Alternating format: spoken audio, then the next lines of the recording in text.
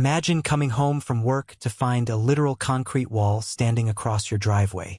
My neighbor, Rick, had always been a territorial guy, but this was a new level of insanity.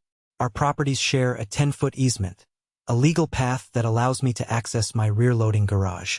Rick decided he was tired of seeing my car on his half of the pavement, so over a long weekend, he hired a cut-rate crew to pour a reinforced concrete wall exactly down the middle of the easement. It was only 5 feet wide now, impossible for any vehicle to pass. When I told him he was violating a legal easement, Rick just stood on his porch and said, "My land, my wall. If you want to get to your garage, learn how to fly. Welcome back to Karma Files." Rick thought a wall was the final word. He didn't know I spent the weekend at the county records office. I found the original deed from 1954.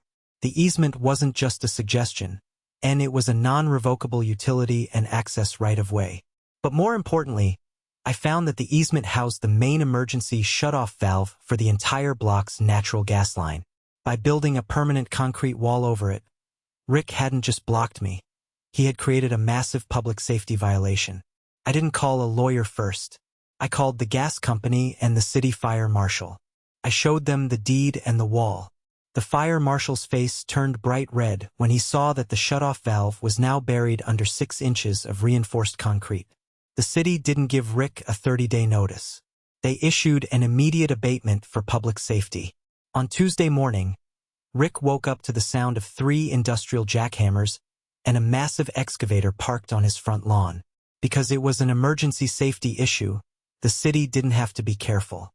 They didn't just remove the wall. They had to jackhammer up Rick's entire designer paver driveway to ensure the gas valve hadn't been damaged by the weight of the wall.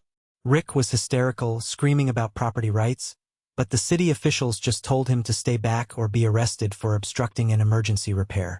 By the end of the day, Rick's wall was a pile of rubble in a dumpster, and his beautiful $40,000 driveway was a crater of dirt and broken stone. The city then sent him a bill for $12,000 for the emergency labor. To top it off, I sued him for the loss of access to my property during the construction. He tried to build a wall to keep me out. He ended up losing his driveway and his life savings. Don't block a man's path when the law is on his side. Subscribe for more.